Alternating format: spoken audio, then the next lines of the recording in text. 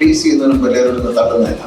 ഇത് ഭയങ്കരമായിരിക്കും, ഗംഭീരമായിരുന്നു. പക്ഷേ ഇത് കൊള്ളാം എന്ന് ആരാണ് റിവ്യൂ വരികയും കണ്ടിറങ്ങുന്നവർ വളരെ സന്തോഷത്തോടെ അതിനെ നന്നായിരിക്കുന്നു പറയുകയും ചെയ്യുന്ന സമയത്ത് നടക്കുന്ന ആദ്യത്തെ ഒരു ഇന്റർവ്യൂ ഒരു പക്ഷേ ഇത് മോശമാണ്, അല്ലെങ്കിൽ ചില ഏരിയാസ് ഭയങ്കര രസമുണ്ട്, പക്ഷേ ബാക്കി ഒരു ഗുണത്തില്ല. ഇതിന്റെ മ്യൂസിക് ഡയറക്ടറിനെ ഞാൻ വളരെ മോശമായിട്ട് പറഞ്ഞിട്ടുണ്ട്. ഗോകുലിനെ പറ്റി പറയുകയാണെങ്കിൽ ആദ്യം വന്നവർ ഭയങ്കര കുറവാണ്. എപ്പോഴും ബഹുമാനമുണ്ടാവും. അത് കഴിഞ്ഞ് അനാർക്കലി കണ്ടിട്ട് മനസ്സിലായില്ല. ഞാൻ ആ ഏരിയനായിട്ടേ കണ്ടിട്ടുണ്ട്. ഇപ്പോഴാണ് നോർമലായിട്ട് കാണുന്നത്. ആരാന്ന് ചോദിച്ചു അടുത്തോടെ അനാർക്കലി ആയിട്ടുള്ള സീനൊക്കെ എടുക്കുമ്പോൾ എന്നെ ഒഴിവാക്കിയാണ്. പിന്നെ നമ്മളെ മോനല്ലേ അമ്മയെ തന്നെ പറയാൻ പറ്റും. ഒരുപാട് സന്തോഷം. ചിലപ്പോൾ ചെറുതാണെന്ന് കരുതി തള്ളി നീക്കപ്പെടുന്ന ചിലതാണ് നല്ല പേരെടുത്ത് വലുതായി വരുമ്പോൾ ഉള്ളൊരു സന്തോഷം. അതിൻ്റെ ഭാഗമായിട്ട് ആവാൻ സാധിച്ചതിലും ഒരുപാട് സന്തോഷം.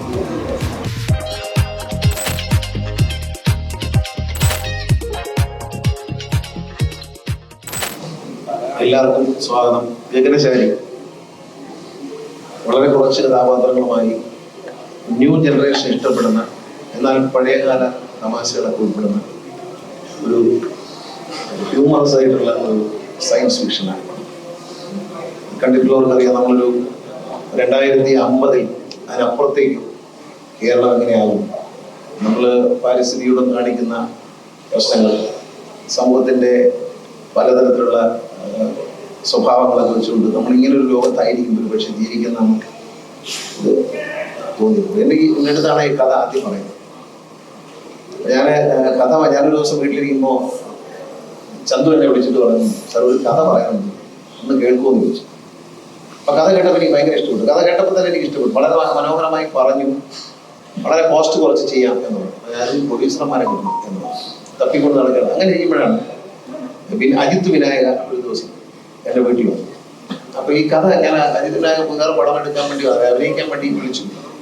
എൻ്റെ അച്ഛനുമായിട്ട് അജിത്തിന് ഭയങ്കര അടുപ്പമുണ്ടായിരുന്നു. അപ്പൊ അച്ഛനെ കാണാൻ വന്നപ്പോഴാണ് ഞാൻ കാണുന്നത്. അപ്പൊ എന്നോട് പറഞ്ഞു, സാർ അഭിനയിക്കുന്നത്. ഞാൻ പറഞ്ഞു, ഒരു കഥയുണ്ട്, നിങ്ങൾ കോസ്റ്റ് കുറച്ചെടുത്ത് നല്ലൊരു ഡയറക്ടറാണ്. ഞാൻ സാജൻ ബേക്കിൽ ചെറുതോട് അഭിനയിച്ചു. വളരെ കംഫർട്ടബിൾ ആയിട്ടുള്ളൊരു ഡയറക്ടറാണ്. വളരെ നമ്മളെ മനസ്സിലാക്കുന്ന, നമ്മുടെ മനസ്സിലിരുന്ന് നമ്മുടെ പൊട്ടൻഷ്യൽ മനസ്സിലാക്കി നമ്മളെ യൂട്ടിലൈസ് ചെയ്യുന്ന ഒരു നല്ല സംവിധായകനായിട്ടാണ് ചെറുപ്പക്കാരനെ എനിക്ക് തോന്നുന്നത്. കാരണം ഒരുപാട് പടങ്ങൾ ഞാൻ അഭിനയിച്ചിട്ടുണ്ടെങ്കിലും നമ്മുടെ വീക്ക്നെസ്, നമുക്ക് എല്ലാ മനുഷ്യർക്കും ഒരു നല്ല വശമുണ്ട്, നമ്മുടെ വീക്കായ വശം, അത് മനസ്സിലാക്കിക്കൊണ്ട് നമ്മുടെ ക്യാരക്ടറിനനുസരിച്ച് നമ്മളെ മോൾഡ് ചെയ്യാൻ ചന്തുവിന് നന്നായി കഴിയും. അത് ദൃശ്യം 2 അത് കഴിഞ്ഞപ്പോൾ ഈ പടം വന്നു. ഇത് ഞങ്ങൾ ചെയ്തുകൊണ്ടിരിക്കുമ്പോൾ എനിക്ക് കോവിഡ് അടിച്ചു. ഇവർക്ക് കിട്ടുമെന്ന് വിചാരിച്ചു, പക്ഷെ കിട്ടിയില്ല. വേറെ ആരോട് കൊടുത്ത ഞാനവിടെ പോയിക്കളാം. പിന്നീട് അത് കഴിഞ്ഞ് ഇലക്ഷൻ വന്നു. അതെല്ലാം കഴിഞ്ഞ് ഷൂട്ട് ചെയ്തു. ഗ്യാപ്പിന് ശേഷം വീണ്ടും ഷൂട്ട് ചെയ്തു. പക്ഷെ ഒരു കുറഞ്ഞ സ്ഥലത്ത് വെച്ചിട്ട് വളരെ രസകരമായി. കാരണം നമുക്ക് ഈ ക്യാരവനിൽ പോയിരിക്കാൻ തോന്നുന്നില്ല. ഗൂഗിളിലൊക്കെ ഇങ്ങനെ നമ്മളിങ്ങനെ തമാശയൊക്കെ പറഞ്ഞ് കളിച്ചു.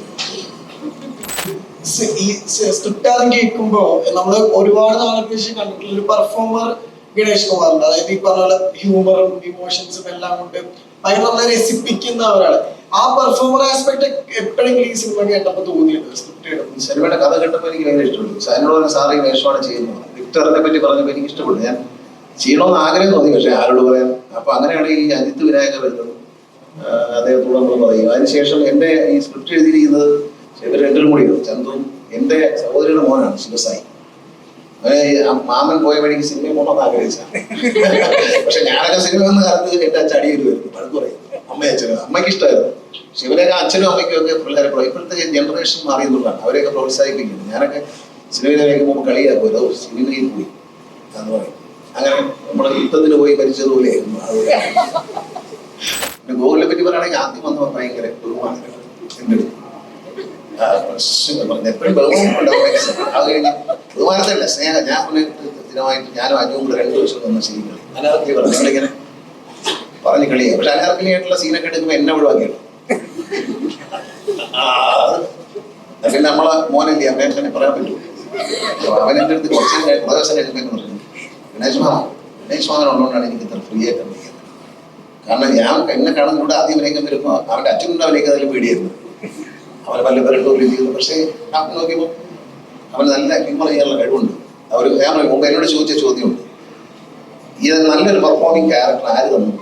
മണിച്ചിത്ത താഴ്ച എനിക്ക് നന്നായി അഭിനയിക്കാൻ പറ്റി, നേരിൽ കിട്ടി നന്നായി അഭിനയിക്കാൻ പറ്റി, ദൃശ്യത്തിൽ കിട്ടി നന്നായിട്ട് അഭിനയിക്കാൻ പറ്റി. അപ്പൊ നമുക്കൊരു അവസരം തരാത്തതുകൊണ്ടാണ് നമ്മളിത് ഒരു ആളുകളുടെ മനസ്സിൽ പ്രീ ഫിക്സ്ഡ് ആയിട്ടുള്ള ചില സിനിമയിലുള്ള ആൾ, മറ്റു സാധാരണക്കാർക്കല്ല, അവർക്കൊരു ഇന്നതുപോലെയൊക്കെ ആള് ഇന്നയാളൊക്കെ മതി എന്നൊരു ധാരണ. റിലീസ് ചെയ്യുന്നതിനും എല്ലാവരും തള്ളുന്നതിനാണ്. ഇത് ഭയങ്കരമായി എനിക്ക് ഗംഭീരമായിരുന്നു. പക്ഷേ ഇത് കൊള്ളാം എന്ന് ആരാണ് റിവ്യൂ വരികയും കണ്ടിറങ്ങുന്നവർ വളരെ സന്തോഷത്തോടെ അതിനെ നന്നായിരിക്കുന്നു എന്ന് പറയുകയും ചെയ്യുന്ന സമയത്ത് കിടക്കുന്ന ആദ്യത്തെ ഒരു ഇന്റർവ്യൂ ആയിരിക്കും ഒരു പക്ഷേ. സത്യമല്ല, അങ്ങനെ ഒരു പ്രശ്നം നീട്ടി കിടക്കുമ്പോൾ ഹൃദയം നല്ലതാണ്. ഞാൻ ചില സിനിമയൊക്കെ നോക്കി തള്ളു കേട്ടിട്ട് കാണാൻ പോയിട്ടുണ്ട്, വളരെ ദുഃഖിതനായിട്ടുണ്ട് അവസാനം. ഞാൻ ചില സിനിമ കാണാൻ തോന്നി തള്ളു കേൾക്കുമ്പോൾ എനിക്ക് തോന്നി ഞാൻ ഒരു നടനായിരുന്നല്ലോ, എന്നെ ഇതിനകത്തൊന്ന് വിളിച്ചിരുന്നത് എന്ത് നന്നായിരുന്നു. പക്ഷെ പിന്നെ സിനിമ കണ്ടിട്ട് എനിക്ക് തോന്നി വിളിക്കാത്ത നന്നായി എനിക്ക് തോന്നാറുണ്ട്, തുറന്നു പറയാം. ഞാൻ ആദ്യമൊക്കെ നിങ്ങൾ അവോയ്ഡ് ചെയ്യുന്ന പോലെ ഫുള്ളായിട്ട് അങ്ങ് മാറി എന്ന് വെച്ച് കഴിഞ്ഞാൽ ചിലർക്ക് ഇത് റിസീവ് ചെയ്യാൻ പറ്റത്തില്ല. ഇത് മോശമാണ്, അല്ലെങ്കിൽ ചില ഏരിയാസ് ഭയങ്കര രസമുണ്ട് മാൻ, പക്ഷെ ബാക്കിയൊന്നും കൊള്ളത്തില്ല. ഇതിന്റെ മ്യൂസിക് ഡയറക്ടറിനെ ഞാൻ വളരെ മോശമായിട്ട് പറഞ്ഞിട്ടുണ്ട്. ഇയാൾക്ക് മ്യൂസിക് ചെയ്യാൻ അറിഞ്ഞൂടല്ലോ. അതെ അതെ, എന്നിട്ട് മ്യൂസിക് ഡയറക്ടർ എന്തിനാണെങ്കിലും ചെയ്യുന്നുണ്ട്. പിന്നെ നമ്മൾ കുറെ ഒക്കെ അവിടെ ഇവിടെയൊക്കെ വർക്ക് ചെയ്തായിരുന്നു. അപ്പം മ്യൂസിക് ഡയറക്ടർ പറഞ്ഞ് ഇയാൾ കൊടുത്ത റെഫറൻസ് അങ്ങനെ ആയിപ്പോയെന്ന്.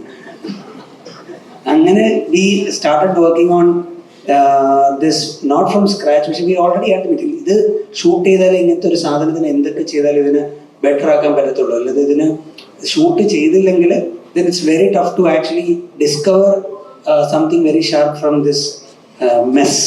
അപ്പോൾ ഈ മെസ്സ് ഓൾറെഡി ഉണ്ട്. ഇതിനകത്ത് ഒരുപാട് കട്ട് ചെയ്ത് കളഞ്ഞാൽ ഒരുപാട് ജോക്സുകളുണ്ട്. അത് നിങ്ങൾ ടീച്ചറായിട്ടൊക്കെ കാണുന്നുണ്ട്. അതെല്ലാം ഇതിനകത്ത് കണ്ടന്റിനകത്തുള്ള ഹ്യൂമറാണ്.